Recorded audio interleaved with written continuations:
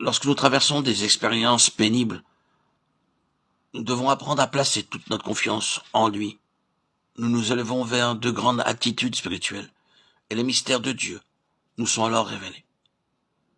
C'est ainsi que nous devenons participants aux souffrances du Seigneur Jésus-Christ, et que nous en arrivons finalement à bénéficier de la puissance de sa résurrection. Philippiens 3:10. Les souffrances endurées par notre Seigneur étaient d'une nature extrême. À la fin de sa vie terrestre, il fut abandonné par tous. Ses disciples bien-aimés le délaissèrent et prirent la fuite. Tout semblait sombre. Le soleil s'obscurcit. Ceux-là même qui, dans le passé, avaient été bénis par lui, l'outrageaient maintenant et se moquaient de lui. De la même manière, il faut que nous aussi devenions participants de ces douleurs et de ces souffrances, afin d'être capables d'atteindre de grandes altitudes spirituelles. C'est l'expérience que le psalmiste a vécue dans le psaume 124, 4, 5.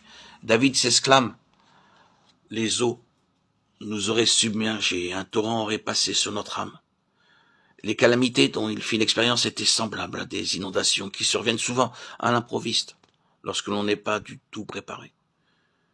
Plusieurs années peuvent s'écouler sans que rien ne se manifeste, et brusquement, les voilà qui font éruption. Récemment, des inondations ont causé beaucoup de destruction dans le nord de l'Inde, occasionnant de grandes pertes en vie humaine, en bétail et en récolte. Le gouvernement s'efforça de venir en aide aux populations sinistrées, mais sans pouvoir faire grand-chose. Dans nos vies également, il y a des circonstances où l'ennemi déferle sur nous comme une inondation surgissant là où l'on s'y attendait le moins, ou se manifestant à une époque inattendue de l'existence. Le diable peut utiliser contre nous des amis ou des personnes de la parenté, dressant parfois contre nous ce que nous aimons, respectons et admirons.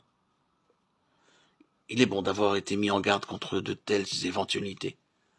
En pareilles circonstances, le Seigneur nous donne la promesse, dans le psaume 124, 2, qu'il nous accordera la victoire. Sans l'Éternel qui nous protégera quand les hommes s'élevèrent contre nous. Remarquez les mots, l'Éternel qui nous protégea. Nous avons beau nous évertuer pour obtenir du secours ailleurs, tous nous font défaut et nous ne rencontrons que déception. En dernier recours, seul le Seigneur vient à notre aide, ainsi que le rapporte Paul dans 2 Timothée 4, 16. Personne ne m'a assisté, mais tous m'ont abandonné. Toutefois, Paul ajoute au verset suivant, c'est le Seigneur qui m'a assisté et qui m'a fortifié, afin que la prédication soit portée par moi à sa plénitude et entendue de tous les païens. Et j'ai été délivré de la gueule du lion.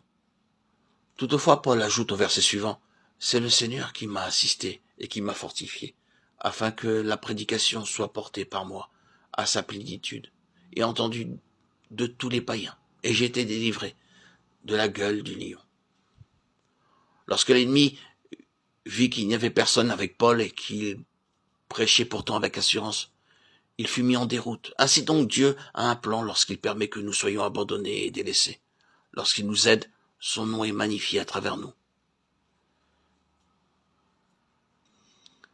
C'est dans le même but que David dut subir beaucoup de persécutions de la part du roi Saül pendant 8 années. En définitive, il fut proclamé, ainsi que le rapporte Psaume 18, 18. Il me délivra de mon adversaire puissant et de ceux qui me haïssaient, car ils étaient plus forts que moi.